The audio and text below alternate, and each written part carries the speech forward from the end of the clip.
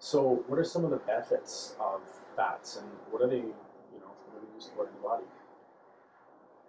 So many functions in the body. It's crazy. Like when people have low fat diets or when they're eating poor quality fats, it's really extremely detrimental to the health of the body. The body uses fat to make all sorts of things, like your tissues and hormones are obviously so important with everything. I mean, they regulate our cycles, gets the fight-flight response, fertility, you name it. So they're definitely involved with hormones. They're a part of every cell in the body. You know, they compose the cell membranes. So when you're ingesting poor quality oils, you're going to have poor quality cell membranes, 100%. They make up the myelin sheath, which covers the nerves and helps them to fire and send the messages. So think about when you are doing any physical movement, like you kick your leg or something like that. You know, your body can't function without that fat because when the neurotransmitter goes to send the message to the cell membrane, if the cell membrane isn't intact with good quality oils, then it messes everything up and the whole functioning is just off. So, if your cells are surrounded by a coating of saturated fat, the saturated fat actually makes that cell membrane pliable, so nutrients can come in and out, and it's easy to do. Now, when you have things like margarine and all these foreign fats to your body, and all these heated, rancid fats, that cell membrane actually becomes harder and denser. Nutrients and waste has a harder time getting in and out of that cell. So that's a huge problem too. If your body is made up of like billions and billions of cells, and that is happening over and over again, and those cell walls are becoming harder and harder. That's when you really need to look at the diet as a cause of illness, because it's completely related. Yeah. Fats are also used for brain function, absolutely. I mean, not just for, say, expecting mothers or children, while that is important for developing the brain of the fetus and for children, for preventing like ADHD, learning disorders, when they have trouble focusing, things like that. It's really a sign of deficiency in fats, absolutely, and it can be very well treated with that, among other things. When we take in food, whether it's vegetables, proteins, really anything, fat is really going to help us absorb the nutrients from whatever we eat. So if you're having a salad, don't just get it, no dressing. Well, you shouldn't have bottle dressings because they're complete garbage and do have rancid fats in them. Opt for just a basic oil, because your body will absorb the vitamins and minerals much more efficiently when there is fat there. So it's really important.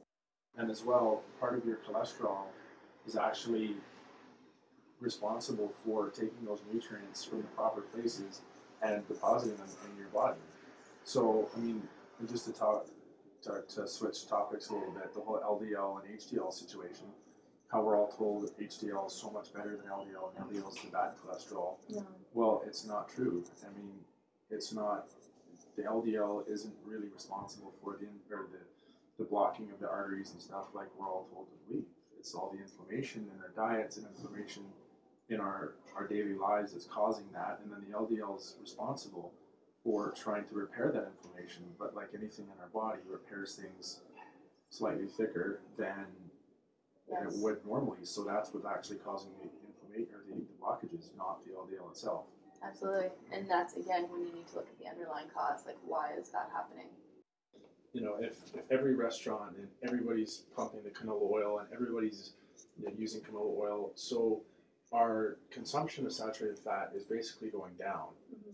But why is our cardiovascular disease, why is our heart attacks, why is our strokes, why is everything else going way up? And it's a huge part of our diet now, the canola oils, the margarines, I can't believe it's not butter, the low-calorie dressing, the low-calorie mayonnaise, the low-calorie, anything on the market now, they have a low-calorie option. And that's just something to think about. Is low-calorie actually better?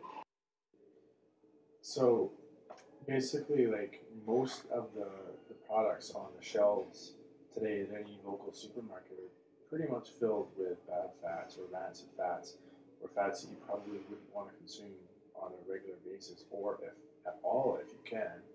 So, I mean, you really have to watch your diet and really, be careful what you eat and avoid those supermarket items like the bread and, the dressings. So you're getting a double whammy from the dressings. You're getting a dressing that's made with, the rancid fat, and then they're adding a low-calorie option, so that rancid fat dressing is now chock full of chemicals. When you eat good quality fats, you will be satisfied longer, you'll eat less, and you'll find that your weight will come down or will be stable. You're not going to gain weight.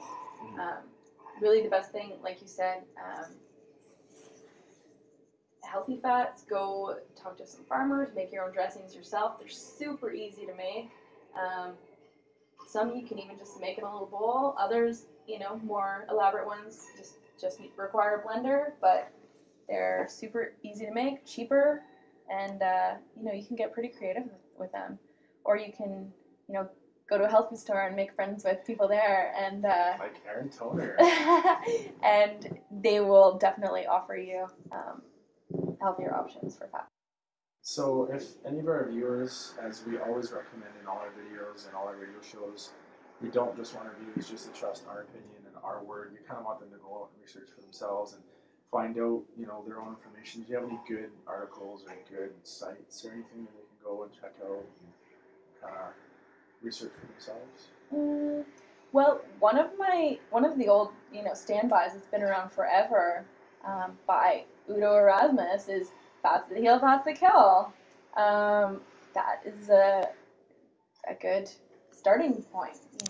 That will definitely educate you. It's a great book. There's a plethora of information out there.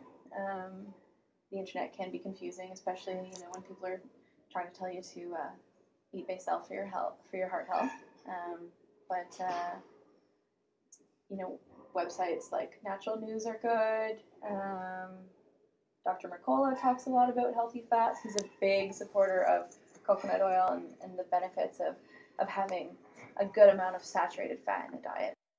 I think people just have to do a bit of research and not believe what the Canada Food Guide and the food pyramid says, and not believe what your doctor is telling you right off the bat, not believe what the media is telling you, and just kind of do your own research and question everything, and spend that hour, 2 hours, and Google stuff and Google saturated fat and Google and really look into it, because there's tons of articles out there.